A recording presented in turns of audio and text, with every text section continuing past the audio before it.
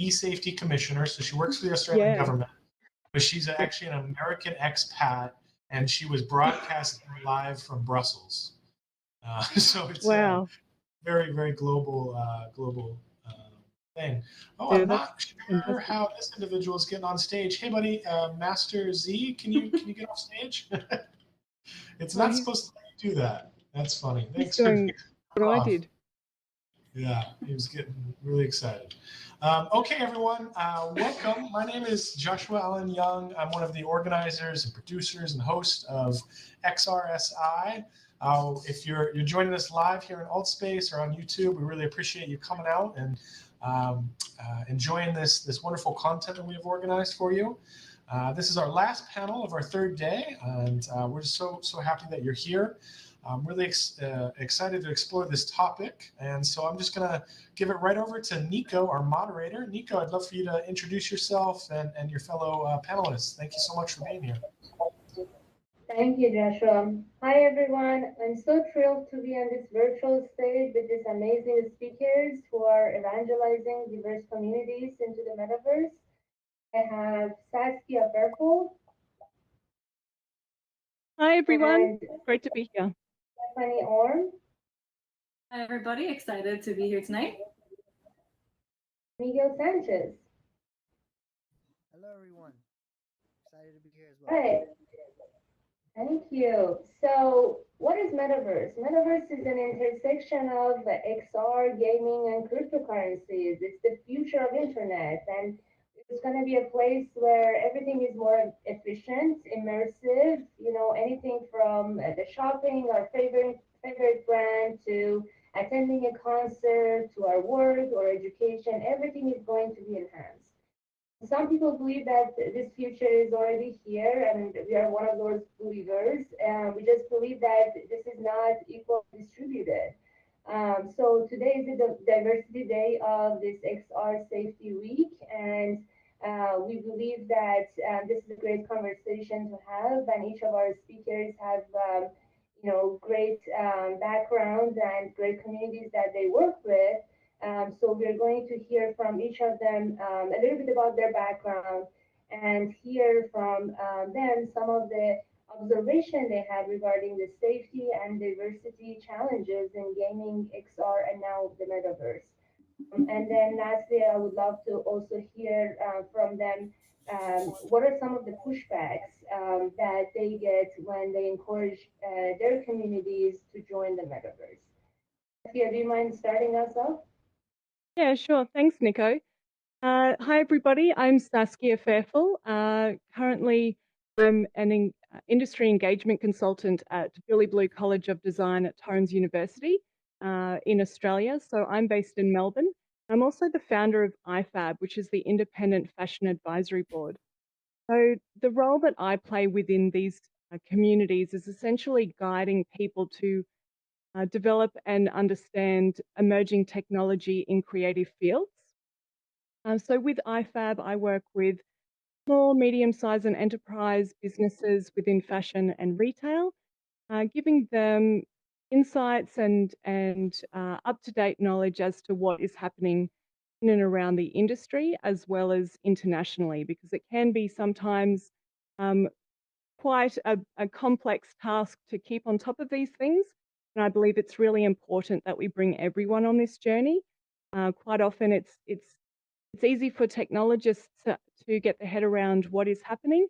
As for a lot of other people who want to interact in the space, or those who are creating items and products for the metaverse, we need to also allow them the opportunity to understand their role as we move forward. So I do see that there are some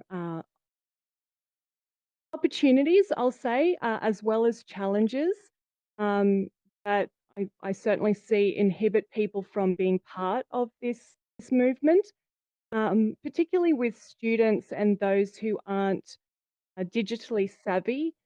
Their understanding of digital literacy is quite lacking, and so a lot of work, I believe, needs to be done in giving them the tools and resources to see their impact as this evolution emerges.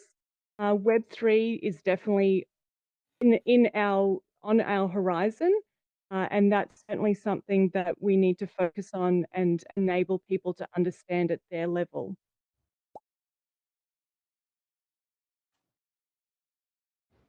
Thank you so much. Stephanie?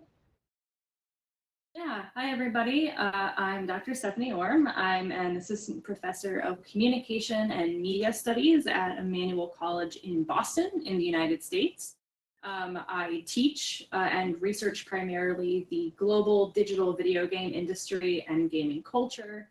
I'm particularly interested in the intersection of games and technology production, and consumption, so player experiences, as those things also intersect with different marginalized experiences, whether we're talking about gender, whether we're talking about sexuality, race, ethnicity, disability, right? All these different sorts of factors, and how that affects the way that we both build and also experience games as players and as members of gaming culture, as well as how the concept, the rather nebulous concept of gaming culture gets constructed.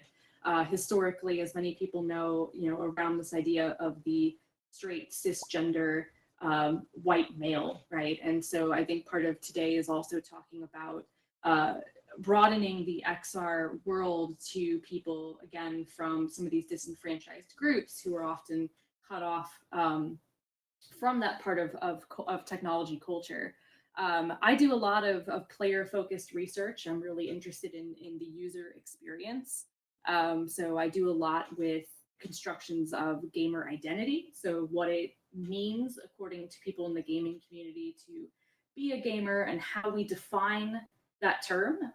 Everything from what genres are considered acceptable and legitimate, to what types of gaming technologies are considered legitimate and what types of people are allowed, so to speak, to play games. And a lot of these groups we'll talk about today are people who are sort of shoved to the margins in gaming culture. And again, my research is in games, and I think games has so much relevance to when we're talking about the XR experience broadly, because so much of XR technology comes from has its inception in gaming technology. And I think that's something that, again, we'll get into this more, but perhaps some people's aversion to this as they think of it, aversion to XR as a whole, is that they think of it as for gamers, right, or a gaming specific thing, when it has much more broad utility than that, right? And so that's something I hope to kind of dig into today.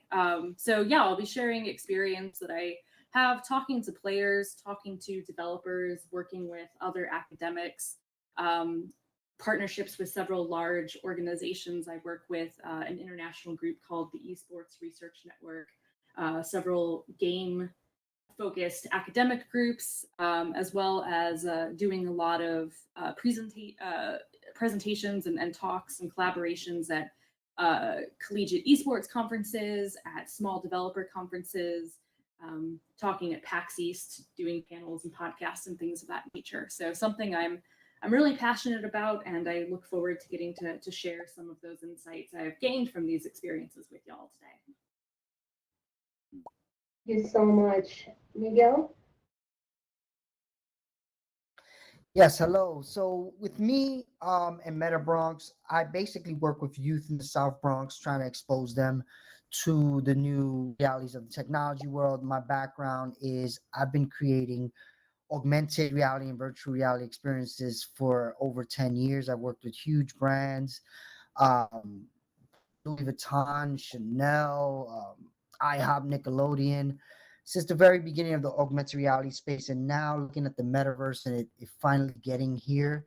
I am super excited. I do see some challenges which scare me in how it will get adopted by people like me. And they are the user experience, as you just saw. I just got dropped and I had to come back in. The other day we were practicing.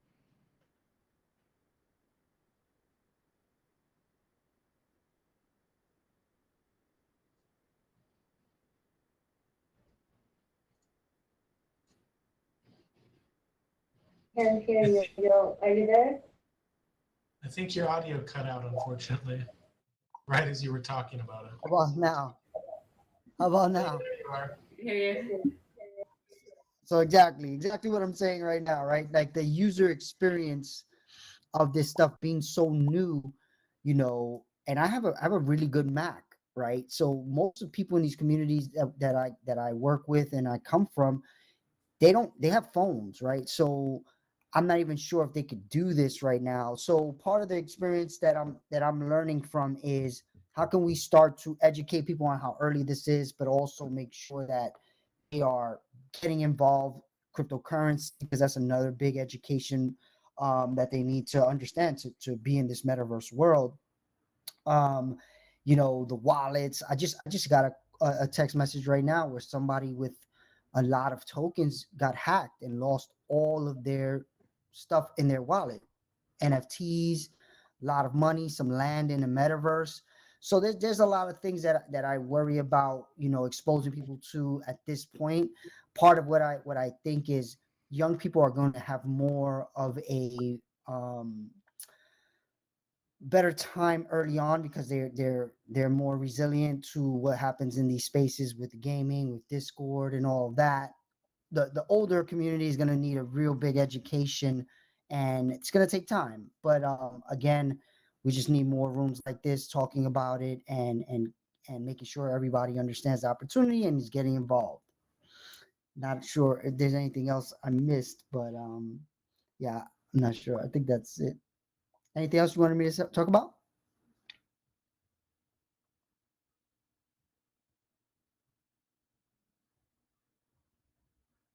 Can you hear me? We can hear you. I think now maybe Nico's Okay. having some audio issues. Nico, are you there? Yeah. Yes. All right. So yeah, I was on mute.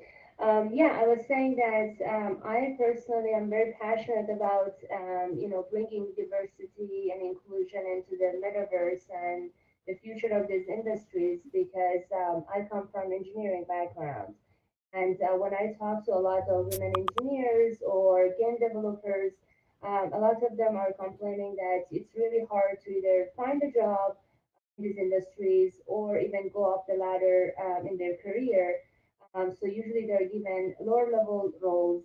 And what we see is kind of those unconscious biases that are being implemented. And that's why we see that there's lack of representation of women, or the avatars are super sexualized in some ways, or and sometimes minorities don't even have an option to represent their identity in these environments.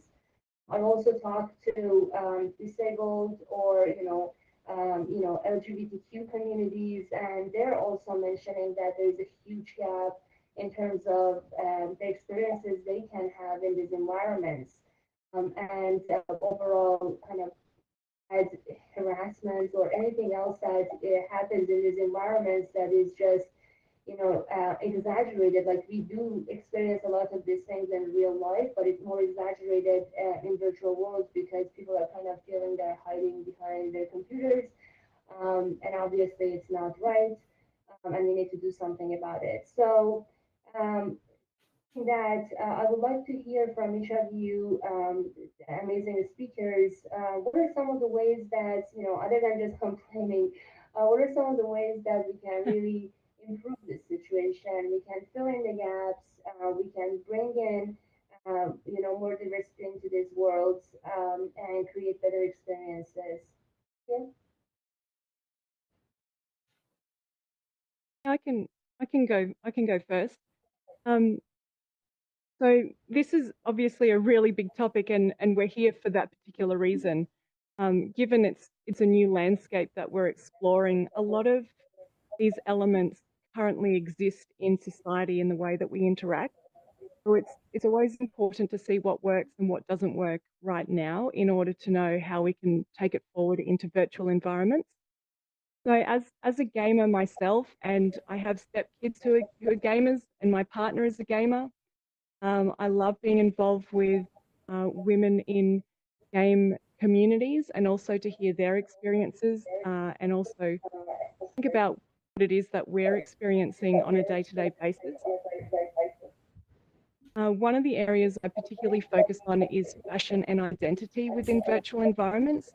And when there are people that create garments, products, items for the metaverse, and then there's others who actually code it and program it, sometimes there is a divide between knowing, carrying those traditional examples into metaverse, whereas there is a big opportunity to provide more options so that people who are interacting in these virtual worlds have the opportunity to represent themselves in their most authentic way. Now, going forward, I really do see there being a chance for non-technology people, so designers, but also those who are within these environments, everyday people, to be testing and involved in making these worlds come alive. Without them, we're essentially reproducing what already exists, but in 3D. So additionally, I think bringing those with no technology backgrounds is incredibly important so that everyone comes on that journey. Without their say, I think that we are doing them a disservice and also reducing the priority in this diversity and bringing broad perspectives. And that includes people of all generations, as well as students who we anticipate will be the biggest group of users as we start to enter the metaverse.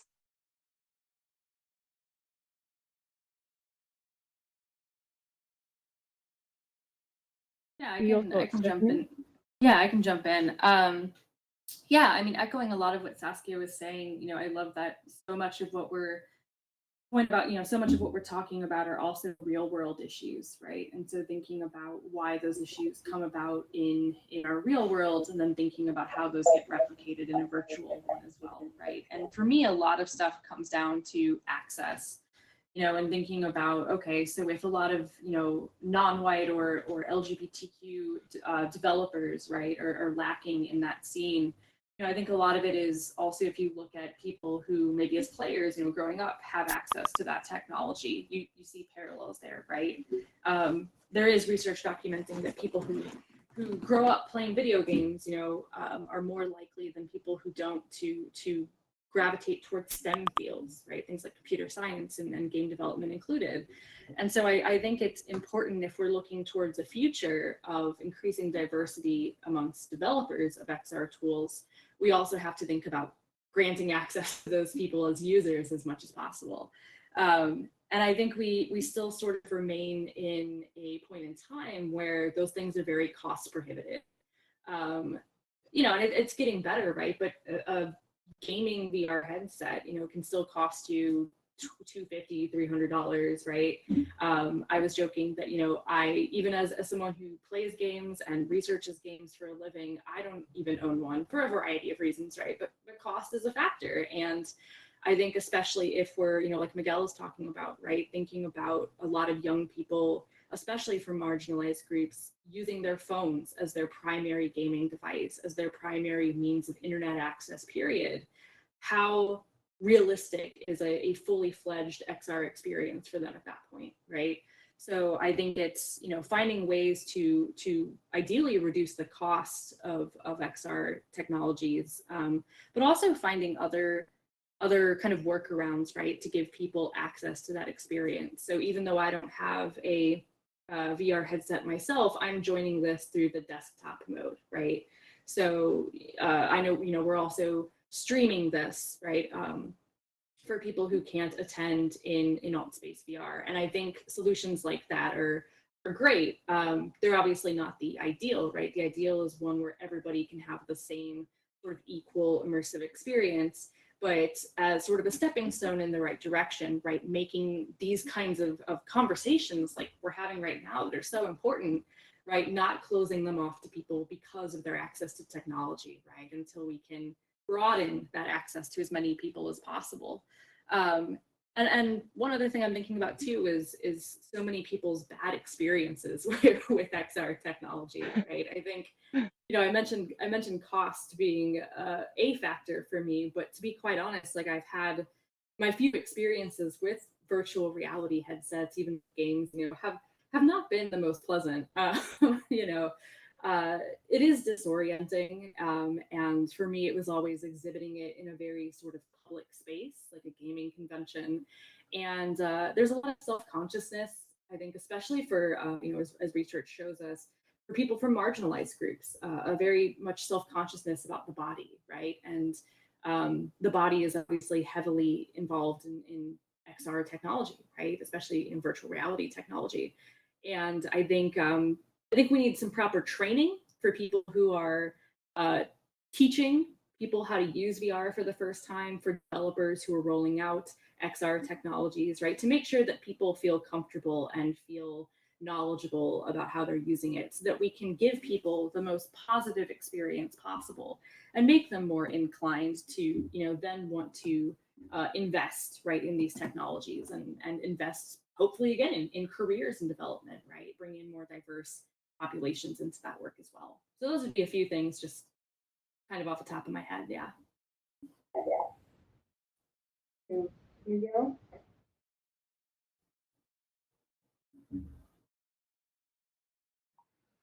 All right, user experience. I think what I'll echo what she was just saying about the reason why I'm on the desktop app right now is because I tried to do this in the VR.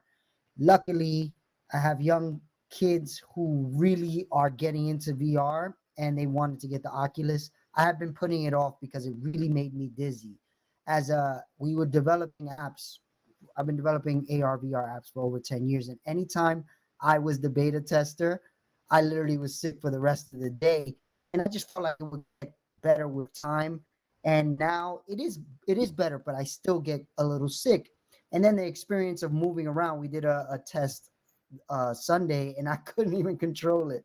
So, and this is me who has 10 plus years of experience in the space. So part of what I feel like is as more money comes into the space and more user experience people and more developers, this stuff is going to get better. But I think we need to start paving the way of educating on all of it because it's such a dense topic. There's cryptocurrency, there's decentralized finance, there's NFTs, there's DAOs, there's all these things that people have to learn to feel comfortable in the metaverse. And we're just starting. Like most people are just starting to learn about this stuff. And then you add on this user experience, which you've heard that Mark Zuckerberg is going to put $10 billion into developing Facebook's metaverse, which I don't know where you fall on that. I'm more on the decentralized side of things, but I can't wait for more investment to pour in from regular people like us, investing in ideas that we want to see happen, so the big money can be there when the talent wants to, explore. Because if you are a talented XR designer right now, you're probably going to go to Facebook because they have the money to pay you versus a project that's trying to raise the money. And that is where I'm dealing with schools like high level colleges and I'm trying to get them to understand that, this is a centralized versus decentralized war. And the schools are pretty much giving the top talent to the centralized entities. And part of what I see here is I don't know if that's going to help most people. And I want this to help the most people that look like me, people that come from where I come from, diverse communities. And I do worry about where this is going to end up going when the money's pouring in from one side only. You do see a lot of big NFT projects come around, but again, if we remember 2000, a lot of projects in the early internet days, they fail, and that's probably going to happen now. And what happened in those days? People were like, "Oh, the internet is a scam," and I could see that was happening in 2017 with crypto. Now the NFT space, the metaverse space is, ripe for the same exact, path. And I want to make sure that people like us in this room that are even able to understand enough to be in these environments are all educating as many people as possible, because this is going to take an each one teach one kind of scenario, because there's so much information.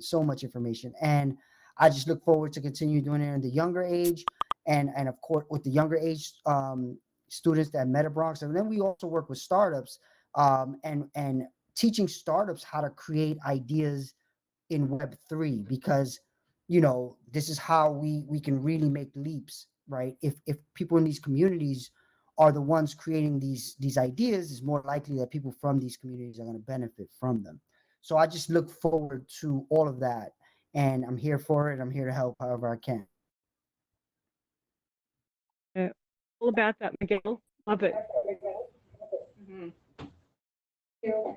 Thank I you. remember we talked about how you mentioned about the kids and your kids' experience. Do you mind sharing a little bit about the younger generation challenges and how you think we can help, kind of set things up for them? And also, I would love to hear a little bit more about when you say building better Web3 businesses.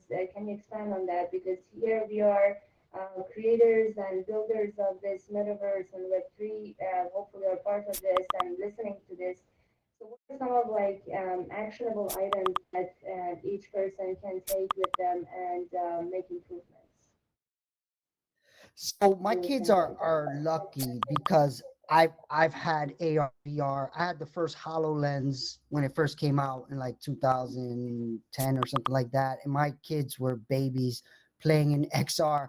But there was a limitation back then that they were saying you shouldn't let kids play too early because of their eyesight. So that was something where I literally did not want VR in my house, because I knew they would be on it, because the HoloLens, I couldn't rip it away from them. So I, I, I postponed letting it come into my house. But what started to happen this year was all of their friends that were the same exact age as them started getting Oculuses. And I said, okay, you know what? It's here. I can't like stop that anymore, right? I can't like keep it out of the house. So now they literally like fight over time over this thing. And that's pretty interesting to see that happen within their age group. I have an 8-year-old son and twin 12-year-olds. So they play every day for a pretty good amount of time. And I didn't think that would happen this fast. And I see what games they play, and I try to teach them about the NFT world. I try to teach them how to think about Web3. And that takes me into what Nicole was asking about, how to help people create Web3 ideas. And one thing that I believe you have to do, best practice, is immerse yourself in these environments. Come into these projects, buy NFTs, join the Discords. Make sure you're not clicking any weird links in Discord, because they can just take everything out of your wallet just by you clicking the wrong link.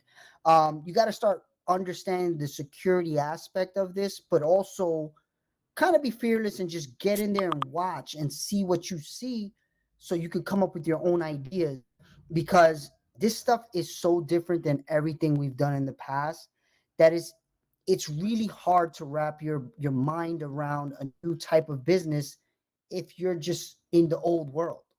Like the funny thing is, I've had my kids so long in this environment that my sons are coming up with business ideas better than most adults, because they live in Roblox, they live in Fortnite, they live in Minecraft. So they are native to this world. They just needed to understand the financial side of NFTs and cryptocurrency. And of course, as children, that's not an easy task, but that's where I see it as an education experience. But luckily, they're in my home. But on a grander scale, I create YouTube content. I'm really trying to educate people, because another big thing I see is on YouTube, there's very little minorities, women creating content around educating people in these spaces. And I do believe we all have to step up and start making this more of a common thing for people like us who are comfortable with this world, this new universe that we're all creating together, hopefully, and we're all benefiting from. really wasn't possible before. Like before, you just have to be a rich person to be able to invest in the next big thing.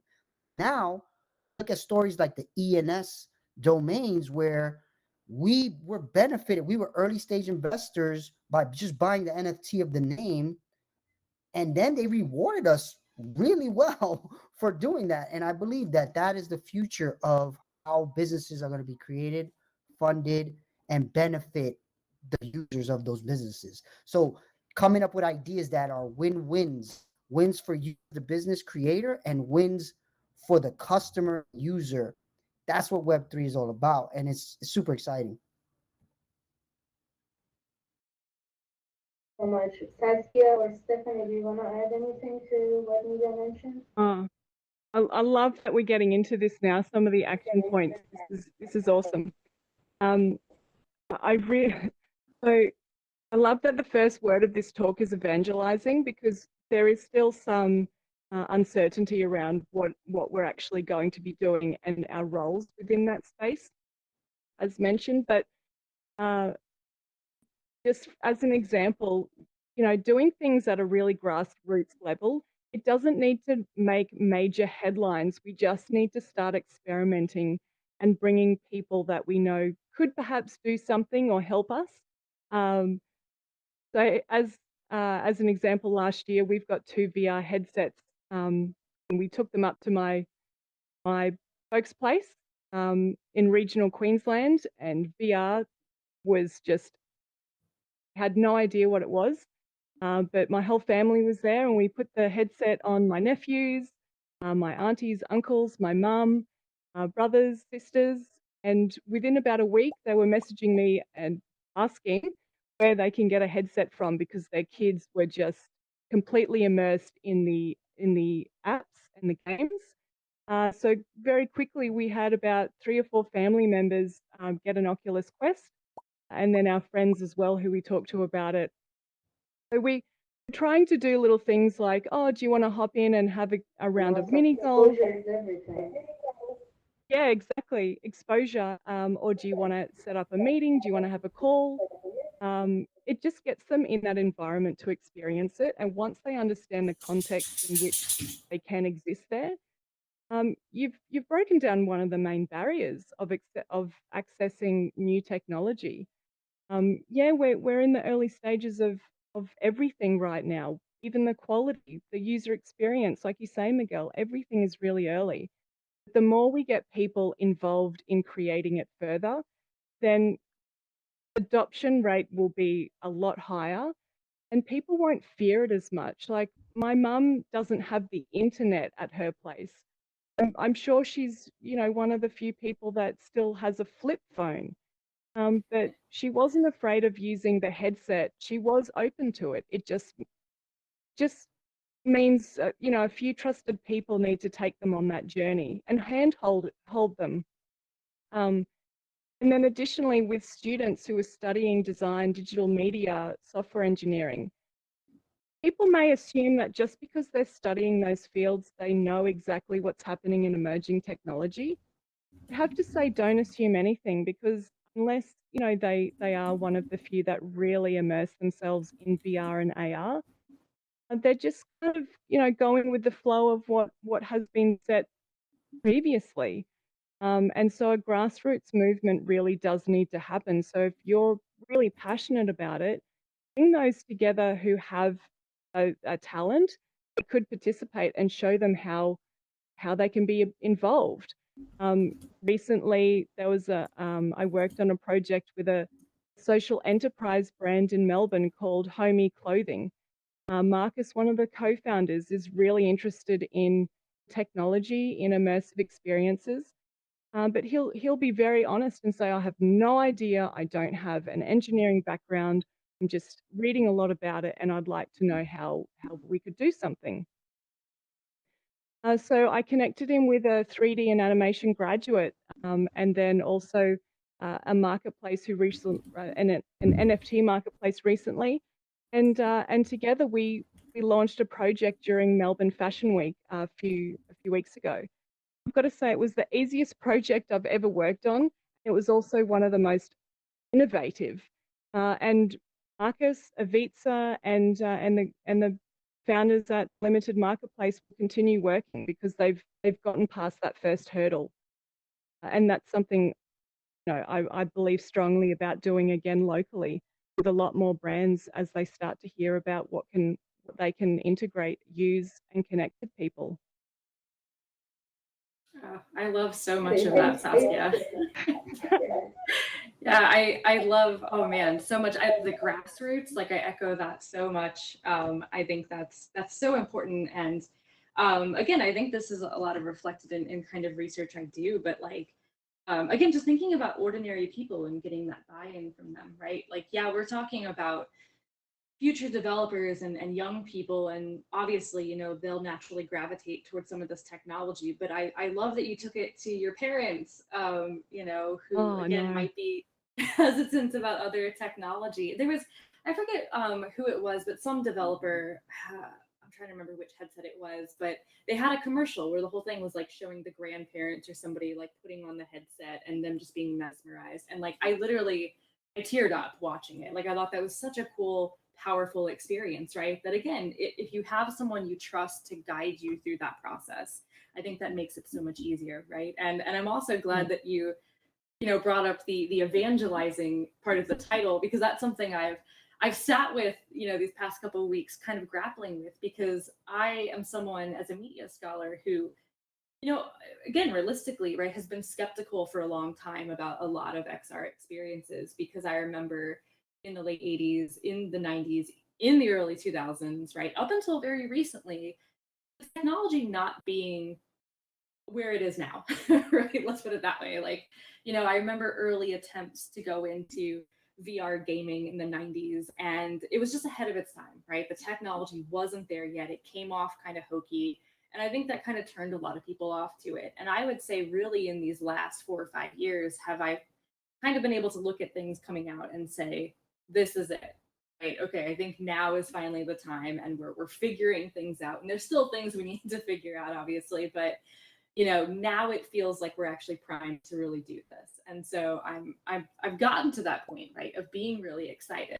And so now I'm saying, how can I get buy-in from other people as well, right? And so with a big theme of this week, being safety in XR, I was thinking a lot about what are some of the communities that may not feel safe yet in these spaces, right? And what are some of the reasons for those holdouts? And again, tying into my research on gaming, it's a lot of Black and Latinx communities, or LGBTQ individuals, women, right, any kind of marginalized gender, not necessarily feeling welcome in many of these online multiplayer gaming spaces, right, where you might be identified on the basis of your gender or your race, your sexuality. And in some ways, VR experiences, as one example, right, might magnify some of those issues. If I am inhabiting an avatar, a body in this space, do I become actually more vulnerable to things like harassment, right, to toxic, really problematic behaviors? And so, I'm thinking a lot about, as we're talking about opening up these experiences to broader and broader audiences, also, in really driving home the need for moderation, right?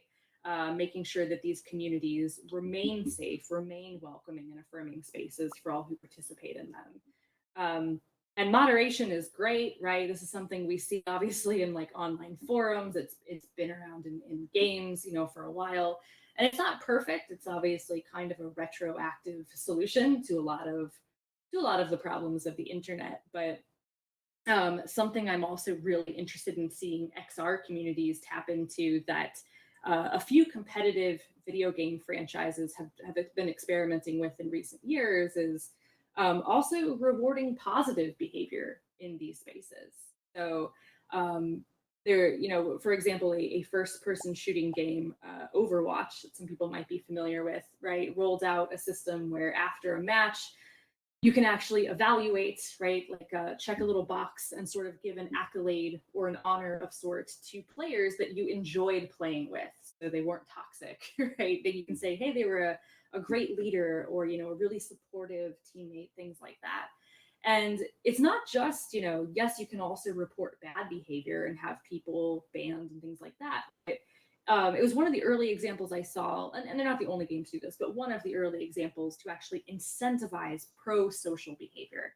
And I think that's really great, right? And the way that this works then is that, if you obtain a certain, these points add up over time, and say you hit like level 3 or level 4 of positive behavior, in this game, then in the future you will be matched with other people with similarly high scores in positive behavior, right? And so the idea is that you are then grouped with other like-minded individuals who are also there to make sure everyone has a positive play experience. And I would really hope that that's something that that XR developers are also thinking about doing, right? Like, again, moderation, I think unfortunately we have to keep things like that around until people can learn to behave. I don't know, just be kind to each other. But, but yeah, I think also just thinking about how can we make these spaces pro-social spaces as well. So yeah, anyways, a whole lot that I was kind of talking about there, but it's a topic that definitely gets me excited. And I do feel like I've come more over to that evangelizing side in recent years, which feels good. Stephanie, I was planning to. Sorry, Nico. Just saying that I think as we talk about this, these are very similar concepts that we experience in Web 2, right? Like writing reviews when you are an Airbnb or Yelp. So you're giving positive or negative reviews. It's a very similar concept. Or moderation has been around in many different ways, but now we're just kind of using the same tools to make these experiences better in Web 3. And yeah, definitely. Yeah, I think we were saying the other day, it was like what Uber does, right? Like they'll match you with other, highly rated friendly drivers and things like that, right? So it rewards you for being a good person, which I would always like to see more of.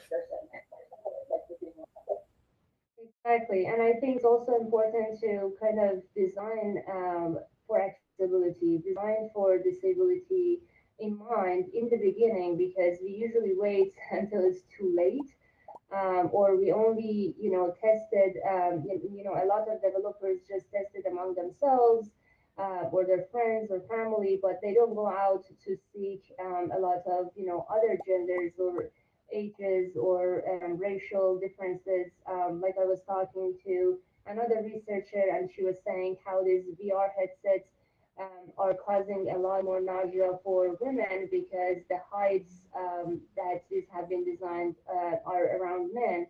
So there's like a lot of problems that we see is just coming, um,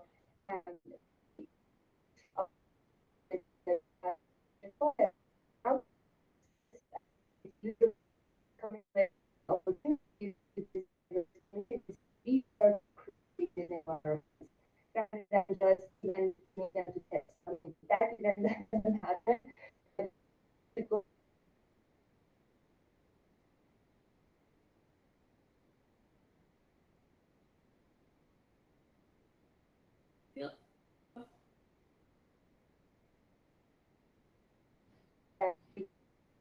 Seems like, Nico, you might be having audio issues.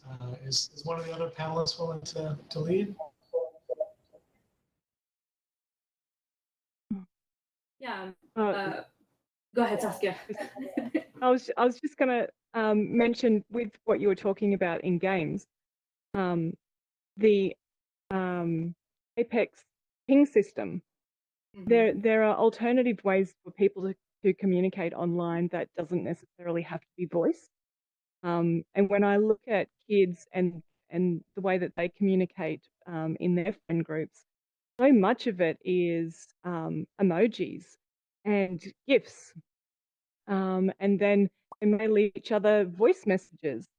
But it's pretty cool to see just the other ways that may feel unfamiliar to a lot of people, but actually do successfully get conversations going or acknowledgements between people, especially in games. We play Fortnite a lot and go into a squad match with random people. Most of the time, we don't have our mics on because we just don't know who will be on the other end. because there have been some bad experiences, but most of the time we just use the emojis, ping systems to acknowledge teammates, to acknowledge good plays.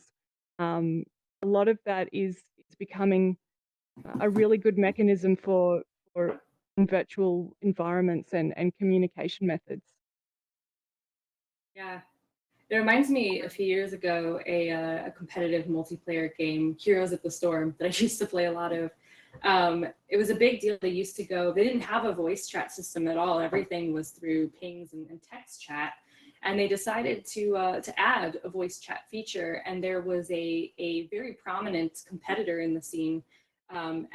She's a transgender woman, and she was very outspoken about like what this change would mean for her and other trans players on the platform, whose the sound of their voices wouldn't match, so to speak, like what people would envision of their gender, right? And she felt that would perhaps out her, people who knew her screen name, out her for having a masculine sounding voice, right? And open her up to all kinds of transphobic harassment. And I think that goes back, and that's, again, Saskia, I think it's so important that we're play testing things and testing XR experiences with a variety of people, right? Even not just gamers, but all sorts of people. Certainly, disabled folks, right? People of different age groups, people with different, limitations, whatever, so that we can become aware, right, of what some of these limitations might be. Because again, until we have a more diverse body of people designing this content, right? If you yourself are, right, there's things that I look over as an able-bodied person, right? Because that's just the way that I see the world, and I don't have to think about those things. So I think, again, that's why it's, yes, we need more diversity in development, but also why it's so important to get feedback and to have meaningful conversations about user experiences with all types of users. Yeah. Yeah, I notice it too. Like my youngest son, he goes in and he plays these games on the Oculus, and of course he's playing with adults, so people are cursing and calling him a girl because of course his voice is not probably the type of voice they expect to hear, and already he's starting to understand, like, okay, this world is not friendly, right? It should be more friendly. That's where I know Nico Mike is going out, but in helping Nico with Queendom, which, shameless plug, a mint pass is going to drop tonight and Queendom.io. The idea around her project is to have communities like us decide how these things are treated, and how, like you just said, that platform made that decision without having those people in mind and consulting with them over doing that. And there needs to be a platform that's created and brought together by groups like this, so those things are thought of up front, because that's always been the issue, right? This is where diversity is so important. The people making the decisions can't put themselves in the shoes of diverse populations, so they just don't do it, right? And now we can create environments like Queendom is trying to create, where we are the ones deciding what this platform, this universe is, and how it works. And it's coming from a woman, minority, diverse point of view first. That is super interesting. And that was why I was really excited to help with this project. And I hope everybody participates in the MinPass.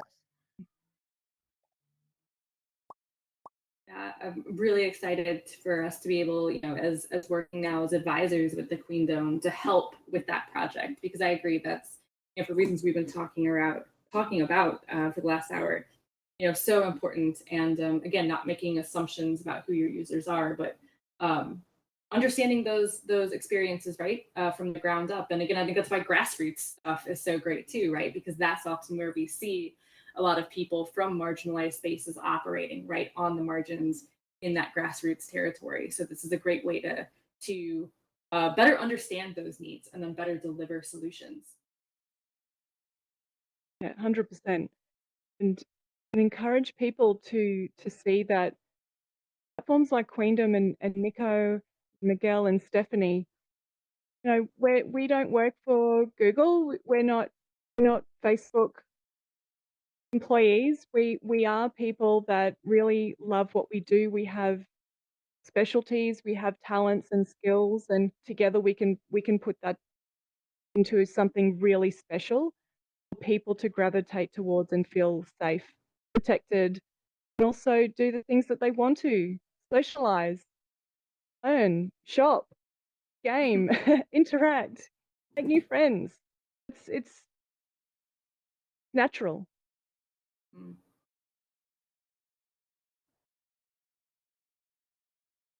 Awesome. Yeah, and as a metaverse investor, frequenter, I really do look forward to something that comes together from our point of view first. Not to say, Decentraland, Sandbox, the ones currently around, have anything so far that I've seen that's super egregious, but it just hasn't been done before. And I'm super interested to see. It's kind of like creating a new world, right? Where instead of white males being the the everything decision maker, one percenters, there's this new opportunity to see what it would be like if it were women and minorities had a say in where things go. So this is super important. It's a test that maybe if we can show through this world how much better things could be, maybe the real world will start to take into account this big egregious problem. And again, since Nico can't promote it, it's queendom.io, queendom.io. The mid-pass should be live tonight by 9 o'clock Eastern. I'm not sure if anybody else has any comments. I think I'm good. That's about it. We've got 3 minutes to go. Yeah, we're on time. I don't think anyone was ever mad about any conference organizer ever mad about a panel finishing 2 or 3 minutes early. No, we appreciate the fantastic panel. I think all the audience and I would agree that was a really wonderful talk. We can give them all some emoji love. Thank you so much. And Nico, I'm sorry you're having so much audio issues. Nico, you want to go ahead and say something? We'll all mute ourselves. Hear me? Hear me? Yes, we can. Yep. All right. Yeah, I wish I could talk more, but thank you so much for all the support and love. Yeah, we're just trying to make a better world. Either it's virtual first, and then hopefully the real world gets better. But yeah, thank you so much for tuning in, and thank you for this opportunity for all of us to be part of this. Thank you. Thanks so Yeah, much, we're Nico. so happy to have you all here. It's been wonderful. And if you're hanging out in the audience, the panelists are welcome to step off the stage and interact a bit with you and hang out. We have another talk starting in 2 minutes, but the way AltSpace works is it's in the exact same room, but it's in a different instance of that room. So if you want to hang out and talk with any of the panelists, if they have time, you're welcome to. But we'd also love to have you join our next room. If you go to our website, xrsi.org/agenda, you'll see the last panel the last keynote we have today is coming up. Really wonderful one about establishing a VR lab in the middle of the Atlantic Ocean. That's Gunkolo Prathas is working in Africa, doing some interesting VR projects. So we'd love to see you there. That one starts in about 6 minutes. Thank you so much, everyone, for coming out to XR Safety Week. Tomorrow is Medical XR Day, and then Friday is Human Digital Rights. So we hope to see you at more of these events. Thanks so much, everyone.